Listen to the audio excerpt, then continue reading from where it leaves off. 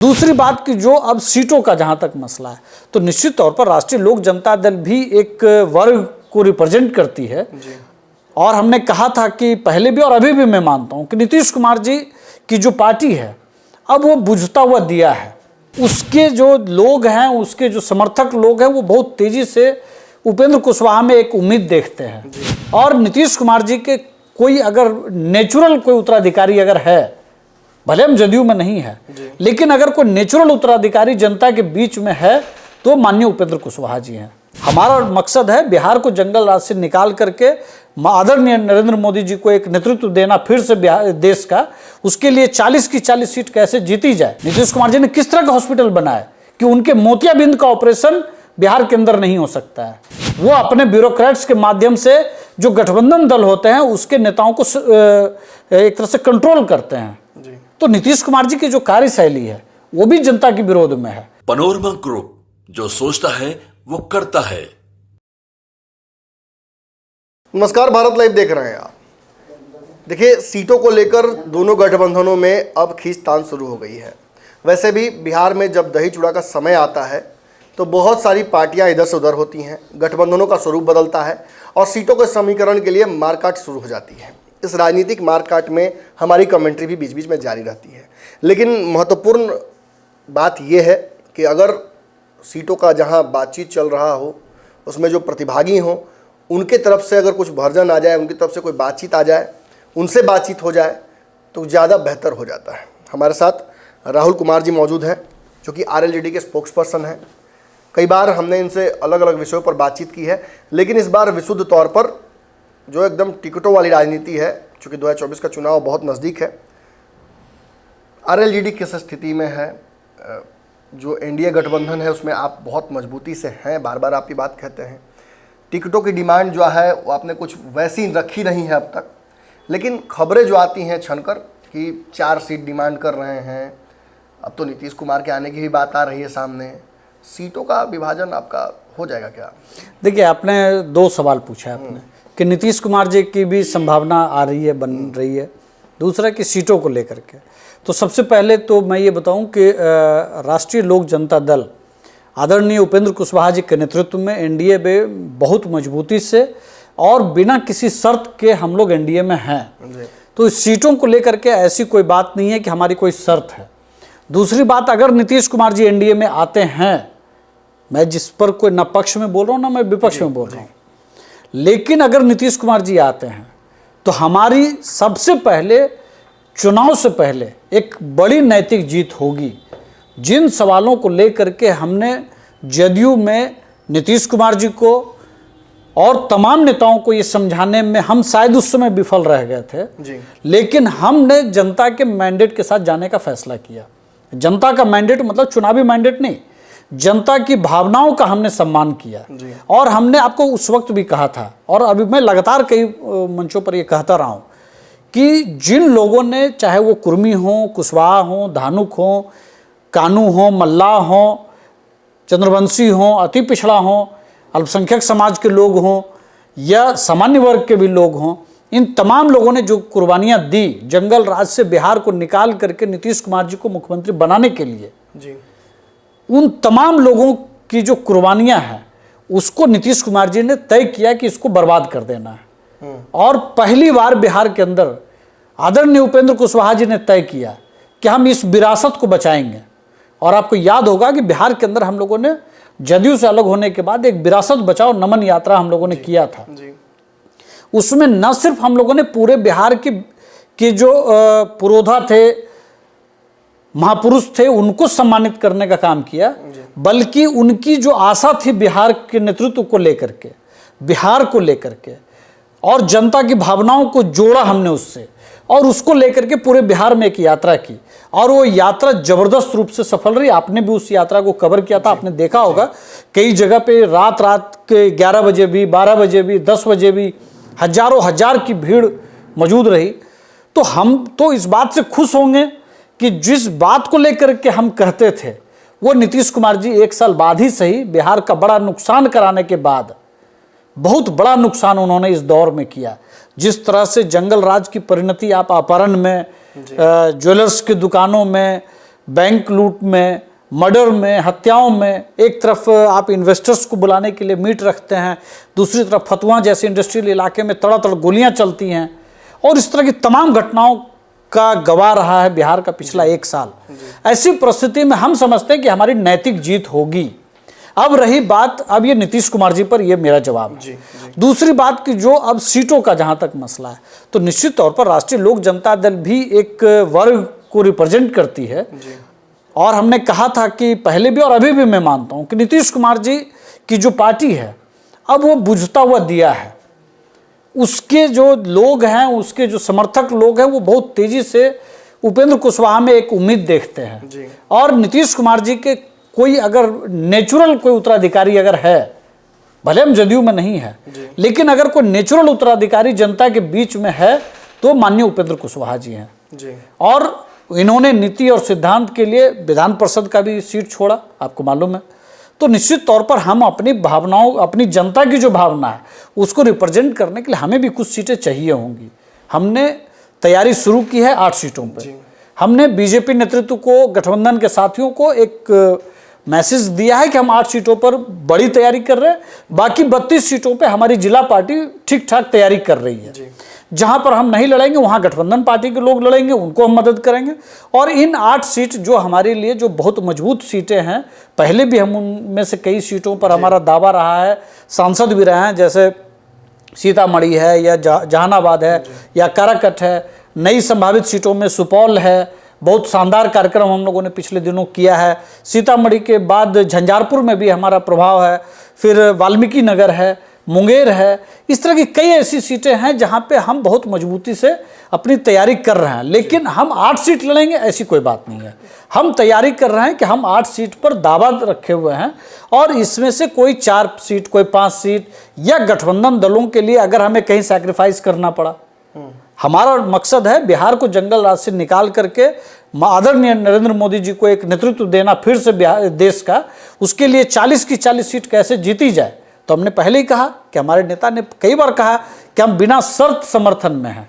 चलिए, मैं समझ गया। आप कहीं ना कहीं समावेश की बात भी कर रहे हैं और सेक्रीफाइस की बात भी कर रहे हैं, जो कि मौजूदा गठबंधन में बड़ा आपने महत्वपूर्ण बयान भी दिया।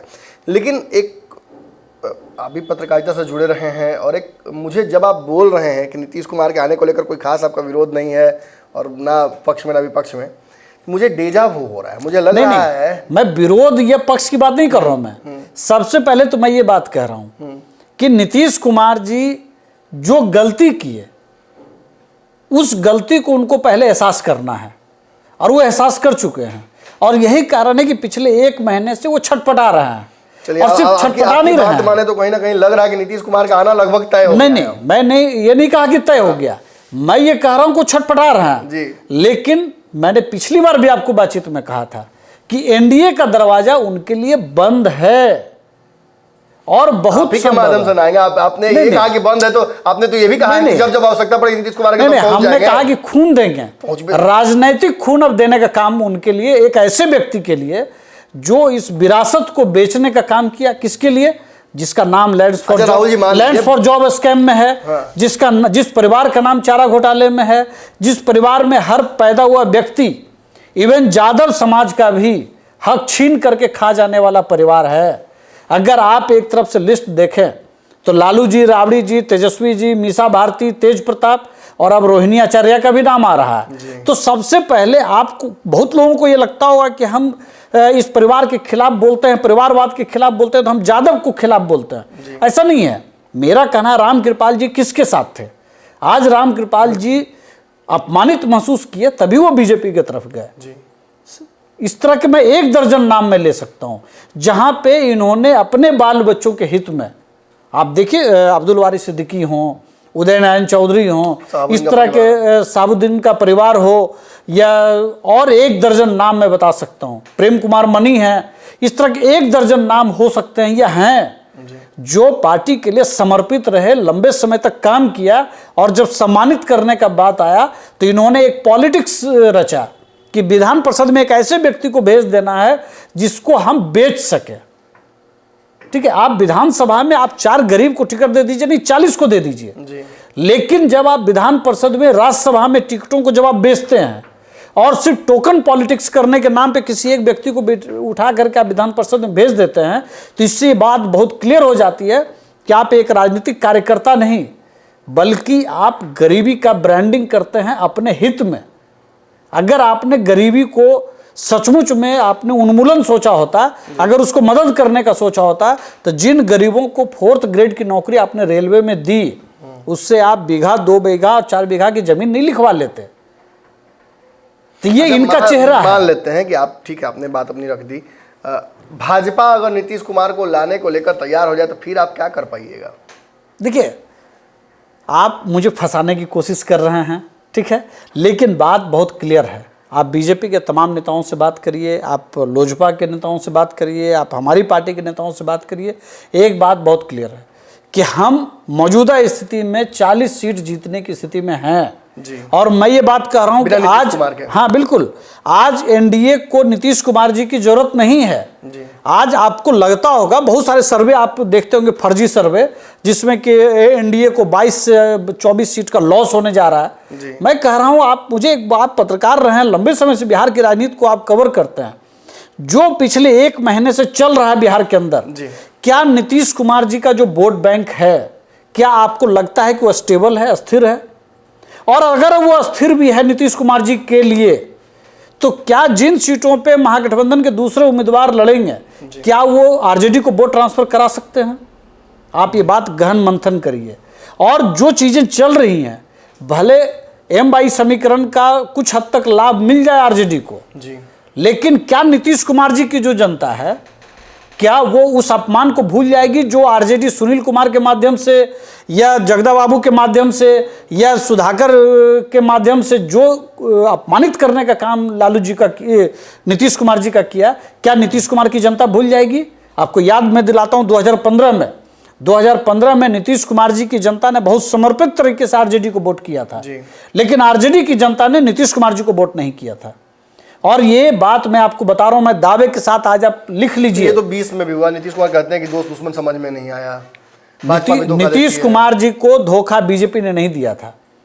एक पार्टी उनके खिलाफ लड़ी, उनको वो नहीं समेट पाए, उनको वो नहीं सहेज पाए। हम भी तो लड़े थे उनके खिलाफ जी। हम जिन सीटों पर लड़े ना, उनको नुकसान हुआ, बिल्कुल मान लिया, लेकिन जिस व्यक्ति ने उनके परिवार पर, उनकी पत्नी पर, एक दिवंगत महिला पर लांछन लगाया सदन के अंदर, उसके साथ उन्होंने पूरे मैंडेट को, पूरी विरासत को, पूरी भावनाओं को बेचने का काम किया। तो नीतीश कुमार जी को यह बोलने का अधिकार है कि उनको किसी ने नुकसान पहुंचाया? उनका नुकसान ज्यादा महत्वपूर्ण है या जो करोड़ों लोगों ने अपना समर्पण दिया नीतीश कुमार जी को मुख्यमंत्री बनाने के लिए, जंगल राज से बिहार को बचाने के लिए, क्या उनका दर्द बड़ा है या नीतीश कुमार का दर्द बड़ा है? यहीं पे नीतीश कुमार जी चूक करते हैं। नीतीश कुमार जी के बारे में तो बहुत आप चिंतित हैं, मैं समझ रहा हूं, लेकिन अपने बारे में भी चिंता कीजिएगा ना, क्योंकि पिछली बार नीतीश कुमार, ये सिचुएशन रिपीट हो चुका है। पिछली बार नीतीश कुमार जब एनडीए में आए थे तो आप लोग बहुत आराम से थे, एकाएक भागना पड़ा था, रातों रात बोरिया बिस्तर उठाकर आप सब भागे थे। मेरा जवाब अभी थोड़ी देर पहले आपको मिल चुका है। मैंने कहा कि नीतीश कुमार जी की जो जनता है वो बहुत तेजी से छोड़ के जा रही है। आप ही ना तोड़ रहे हैं, और कौन तोड़ रहा है? हम तोड़ रहे हैं, समीकरण आप ही तोड़ रहे हैं। सिर्फ मैं ही नहीं तोड़ रहा हूं, भाई बोलते हैं और भाई का ही पार्टी तोड़ते हैं। नहीं, देखिए सीधी सी बात है, हम सिद्धांतों के साथ हैं। नीतीश कुमार जी ने उस सिद्धांत को बेचने का काम किया, तो हमारा विरोध उनके साथ है। लेकिन अगर वो बिस्तर पर होंगे अस्पताल में, घर में, तो बतौर छोटे भाई माननीय उपेंद्र कुशवाहा जी सबसे पहले उनके पास खड़े होंगे। उपेंद्र कुशवाहा जी की देखिए नेचुरल राजनीति तो ये है नहीं भाजपा वाली। वो तो बड़े समाजवादी नेता है, समावेश की बात करते हैं, कोलेजियम सिस्टम पे हमला करते हैं। अब राममय भाजपा है, धर्म की बात करती है, राम मंदिर की बात करती है। इस पर क्या आप विपक्ष में होते तो ये नहीं कहते कि हॉस्पिटल चाहिए, राम मंदिर नहीं चाहिए? नहीं, मैं इसका जवाब आपको दे देता हूं। बिहार की सरकार सेकुलर सरकार है, दावा करती है ना, सेकुलर सरकार है। आप उत्तर प्रदेश के आंकड़े उठा लीजिए। उन्होंने जब योगी जी जब अन्नप्राशन कराने की योजना शुरू की, तो उन्होंने एक मुस्लिम महिला की बच्ची को गोद लिया उन्होंने अपने गोद में और उसको खीर खिलाया। आज उत्तर प्रदेश में 32 मेडिकल कॉलेज पिछले 5 साल में खुले हैं। वो तो बहुत कट्टर सरकार है।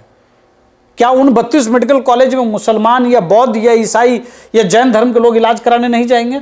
आप मुझे बताइए, यहाँ तो सेकुलर सरकार है बिल्कुल जाएंगे। और सबसे समाजवादी सरकार का दावा है सो कॉल्ड। तो आप बताइए बिहार के अंदर कितने अस्पताल खुले? आप यहीं बगल में नालंदा मेडिकल कॉलेज है का अस्पताल है, बिहार में इससे गंदा कोई आपको मेडिकल कॉलेज मिलेगा क्या? तो अगर आप देखेंगे डॉक्टर्स नहीं मिलेंगे, सिर्फ हम ही सवाल उठा रहे हैं क्या? पूरी बिहार की जनता। और छोड़ दीजिए, नीतीश कुमार जी तो पिछले 20 साल 18 साल से इस बिहार के मुखिया हैं और स्वास्थ्य मंत्री तेजस्वी जी हैं। इसके पहले स्वास्थ्य मंत्री नीतीश कुमार जी के नेतृत्व में बीजेपी के लोग काम करते रहे। नीतीश कुमार जी ने काम करने दिया क्या?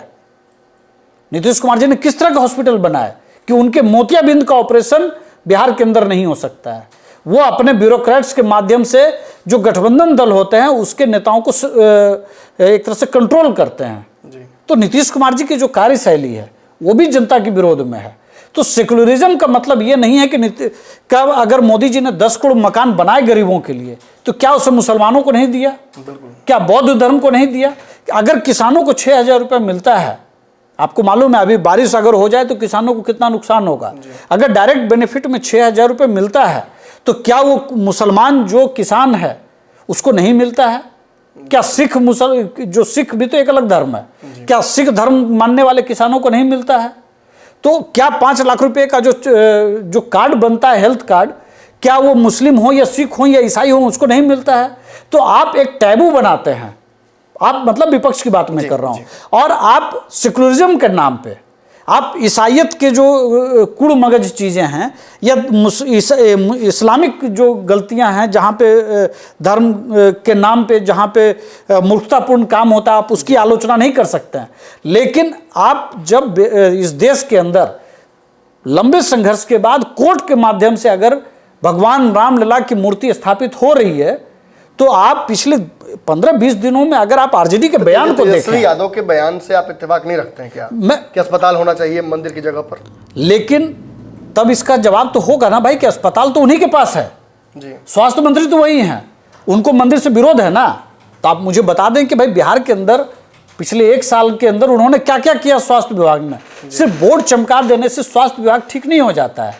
दूसरी बात, मैं 1 दर्जन फोटो में दिखा सकता हूं जिसमें नीतीश कुमार जी के मुख्य सहयोगी आरजेडी के नेता लालू जी, राबड़ी जी, तेजस्वी जी, तेज प्रताप जी लैंड फॉर जॉब स्कीम में जो फंसे हैं उससे बचने के लिए भगवान के दर की ठोकरें खा रहे हैं। कभी वो छपरा जाते हैं, कभी वो सोनपुर जाते हैं, कभी गोपालगंज थावे जाते हैं, कभी वो आंध्रा में विष्णु जी की मूर्ति वहां जाते हैं। मैं एक दर्जन में फोटो दिखा सकता हूं। तो उस वक्त उनको मंदिर याद नहीं आता है, उस वक्त उनको हॉस्पिटल याद नहीं आता है। आस्था पर जिस बेशर्मी से हमले कर रही है आरजेडी और तेजस्वी जी के नेतृत्व में जिस तरह से उनके विधायक और उनके मंत्री जिस तरह से अपमान भरे शब्द का इस्तेमाल कर रही है, मुझे लगता है कि इस देश के करोड़ों लोगों की भावनाओं पर यह आघात है। हम सभी धर्मों का सम्मान करें, कुरीतियां हैं तो सभी धर्मों में है। आप सार्वजनिक तौर पर, आप सार्वजनिक मंच पर हैं, आप सभी धर्मों पर आप बराबर हमले करिए। अगर जातिगत भेदभाव के सवाल उठते हैं तो सभी धर्मों में बिहार के अंदर, इस देश के अंदर जातिगत भेदभाव है और उससे लड़ने का काम एनडीए कम नहीं कर रही है। आज एनडीए में 27 लोग ओबीसी मंत्री हैं केंद्र में। आप मुझे बता दीजिए, जब मनमोहन सिंह जब अंतिम बार 2014 में जब वो प्रधानमंत्री थे तो सिर्फ एक आदमी ओबीसी का उनके यहाँ मंत्री था। तब इनको सामाजिक न्याय नहीं समझ में आता था। जो अर्जुन सिंह ने ओबीसी को कॉलेज और यूनिवर्सिटी में एडमिशन का अधिकार दिलाया, उस अर्जुन सिंह को राहुल गांधी के परिवार ने, कांग्रेस ने किस बुरी तरह से बर्बाद करने का काम किया, किसी से छिपा हुआ है क्या? बीपी सिंह को बर्बाद करने की जो कोशिश, और लालू जी बीपी सिंह को जिस तरह से अपमानित करते थे, शरद यादव जी को सामाजिक न्याय के पुरोधा रहे हैं, उनको जिस तरह से इन्होंने अपमानित किया, किसी से छिपा हुआ है। अच्छा, एक अंतिम सवाल है मेरा। अब सवाल इसको कम समझिए, इस बात की आपको बधाई भी है कि आपने बहुत तगड़ा एक प्रेडिक्शन किया था। जाते जाते जदयू से आप लोगों ने कहा था कि ललन सिंह का हाल भी ऐसा ही होगा। आज ललन सिंह जी को जिस तरीके से हटाया गया है पद से, इसे कैसे देखते हैं आप? बड़ा महत्वपूर्ण, मतलब बिहार की राजनीति में एक मैं इसको सिर्फ इस रूप में देखता हूं कि नीतीश कुमार जी को बरगला करके पूरी पार्टी को तेजस्वी जी के हाथों में सौंप देने का जो कुकृत्य किया, शायद नीतीश कुमार जी ने उसमें 2 डिग्री सुधार करने का काम किया। समझ में आ गया नीतीश कुमार जी को। लेकिन नीतीश कुमार जी इतना देर कर चुके हैं कि बिहार को वो बहुत बड़ा नुकसान कर चुके हैं। जमीन पर जो संघर्ष है, सिंपैथी नहीं है आपको? मुझे रत्ती भर नहीं। जो अपने कार्यकर्ताओं से जिस बदतमीजी से वो बात करते हैं, मैं तो इस लोकतंत्र में मैं कल्पना ही नहीं कर सकता हूं। जिस बदतमीजी से वो बात करते हैं, मैं इस लोकतंत्र में, और जदयू जो गरीब गुरबा की पार्टी रही, पिछड़ों अति पिछड़ों की पार्टी रही, अल्पसंख्यक गरीब सवर्णों की पार्टी रही, उस पार्टी का एक नेता जिस बदतमीजी से कार्यकर्ताओं से नहीं मिलता है और झाड़ देता है, अपमानित करने का काम करता है, तो मुझे सिंह में तो बड़ा बढ़िया पड़ता था, कभी खराब नहीं हुआ दोनों में। नहीं नीतीश कुमार की वजह से आप सुनिए, नीतिगत सवाल पर उपेंद्र कुशवाहा जी आपके साथ भी हैं, उनके साथ भी हैं। लेकिन अगर आप नैतिक तौर पर जनता के खिलाफ अगर कोई कदम उठाएंगे तो निश्चित तौर पर उपेंद्र कुशवाहा पहला व्यक्ति होगा राजनीति में बिहार का जो न सिर्फ पद प्रतिष्ठा को ठुकरा देगा बल्कि आपको खारिज करने का भी काम। ललन सिंह को हटाकर नीतीश कुमार ने पार्टी बचा ली ना? नहीं, बचा नहीं पाए हैं, कोशिश कर रहे हैं और ये कोशिश सफल नहीं होगा। नीतीश कुमार जी ने एक बहुत बड़ी गलती और की है जिस पे कोई पॉलिटिकल एक्सपर्ट और न्यूज़ लोग नहीं समझने की कोशिश कर रहे हैं। सबसे बड़ा सवाल ललन सिंह का हटाना नहीं है, सबसे बड़ा सवाल ये चुनौती नीतीश कुमार जी का दोबारा राष्ट्रीय अध्यक्ष बनना है। उस पार्टी के अंदर एक सेकंड लाइन नेतृत्व उन्होंने पैदा नहीं किया। आज देखिए बीजेपी को जो बेनिफिट है उसने मध्य प्रदेश में किस तरह के फैसले किए, राजस्थान में जो फैसला किया, छत्तीसगढ़ में जो फैसला किया, और यही फैसला राहुल गांधी नहीं कर पाए। वो आज भी, अगर आप बिहार कांग्रेस को ले लीजिए, मीरा कुमार, निखिल कुमार और 1 दर्जन नाम ले लीजिए जिनकी उम्र 70, 80, 85, 90 पता नहीं क्या है। लेफ्ट पार्टियों की आज क्या स्थिति है, उनके तमाम लीडर्स जो हैं ऊपर के जो नेतृत्व में है सभी 80 के फेर में है। तो जो 30 साल, 35 साल, 40 साल का जो राजनीतिक कार्यकर्ता है जो हरास हुआ है, ये नीतीश कुमार जी को नहीं समझ में आ रहा। सेकंड लीडरशिप को अगर वो नेतृत्व नहीं सौंपने की स्थिति में है तो उस पार्टी को तो वैसे भी खत्म हो जाना है। आखिरी सवाल है, संयोजक बनाने की बात नीतीश कुमार को चल रही है, अब बहुत तेजी से चल रही है कि अब बना दिया जाएगा, कोई दिक्कत? नुमन जी, मुझे लगता है कि नीतीश कुमार जी इसको कैसे देखते हैं मैं नहीं जानता, शायद उनकी बड़ी आकांक्षा हो, लेकिन मैं समझता हूं कि ये बिहार के साथ धोखा होगा। आप किसी संयोजक को याद करिए, जॉर्ज फर्नांडीज एनडीए के संयोजक बने, शरद यादव एनडीए के संयोजक बने, हरकिशन सिंह सरजीत रामो बामो के टाइम में संयोजक थे, यूपीए के टाइम में सोनिया गांधी संयोजक थी। कोई एक संयोजक प्रधानमंत्री में कन्वर्ट हुआ क्या? इसका मतलब है कि ये सिर्फ और सिर्फ आपको एक भ्रम में डालने वाला पोस्ट है। वहां प्रधानमंत्री के नाम में तो खड़गे का नाम आ गया, और अंत में जब खड़गे जी का नाम आगे हो जाएगा वो धीरे से उठेंगे, कहेंगे राहुल गांधी जी के रहते तो हम प्रधानमंत्री नहीं बन सकते हैं, और अपना टोपी उठा के उन पर रख देंगे, और तब नीतीश कुमार जी बतौर संयोजक कहेंगे राहुल का हम स्वागत करते हैं। क्या बिहार राहुल गांधी को प्रधानमंत्री बनाने का मैंडेट देगा? इसलिए अगर नीतीश कुमार जी संयोजक बनना चाहते हैं तो साथ में बिहार की जनता ये उम्मीद करती है, डिमांड भी करेगी, हम भी डिमांड करेंगे, बिहार का प्रधानमंत्री होना चाहिए। पहला डिमांड तो आप ही ने किया था, हमारे नेता ने कहा था जी, प्रधानमंत्री से कम नहीं। तो बिहार को एक प्रधानमंत्री भी मिल जाएगा, आप प्रधानमंत्री पद की घोषणा करवाइए, तब हम समझेंगे कि आपका सम्मान हो रहा है। नहीं तो संयोजक तो 10 बन चुके हैं। देखिए, उपेंद्र कुशवाहा जी की राजनीति की खूबसूरती यही रही है कि शुरू से जिस लाइन पर चल रहे हैं, चाहे कहीं रहे हो, उस लाइन को छोड़ते नहीं हैं। आज भी देखिए, जब जदयू में थे तब उन्होंने डिमांड की थी कि नीतीश कुमार को प्रधानमंत्री का उम्मीदवार विपक्ष बनाए, वो उस लायक हैं। और आज भी जब एनडीए में है तो इस बात से इतर नहीं हो रहे हैं, कह रहे हैं कि भाई संयोजक अगर बनाने की बात है तो बन जाए, लेकिन प्रधानमंत्री से कम नीतीश कुमार को नहीं बनना चाहिए, एक बिहारी को बनना चाहिए। बहुत सारी बातों पर हमने चर्चा की, एनडीए के सीट समझौते को लेकर भी चर्चा की। 13-14 तारीख को जब बिहार में दही चूड़ा परवान पर होगा तब देखना होगा कि जो दावे ये कर रहे हैं उन दावों की हकीकत क्या है। आगे चल के जो परिस्थितियां उत्पन्न होंगी उस पर भी हमारी कमेंट्री जारी रहेगी। फिलहाल भारत लाइव पर इतना ही। पनोरमा ग्रुप, जो सोचता है वो करता है। अगर ये वीडियो पसंद आई और वह बिहार के राजनीति और बिहारियत से सरोकार रखेनी तो सब्सक्राइब बटन दबा के चैनल के सब्सक्राइब कर ली। ओजे एगो घंटी बा, ओकरा बटन दबा देला से कुल सटीक और मारक खबर रुआ मुफ्त में मिल जाई। अगर रुआ पत्रकारिता के हमनी के नया प्रयोग में सहयोग कर चाहतानी तो ज्वाइन बटन दबा दी। पेटीएम नंबर नोट कर ली 9386816700। धन्यवाद।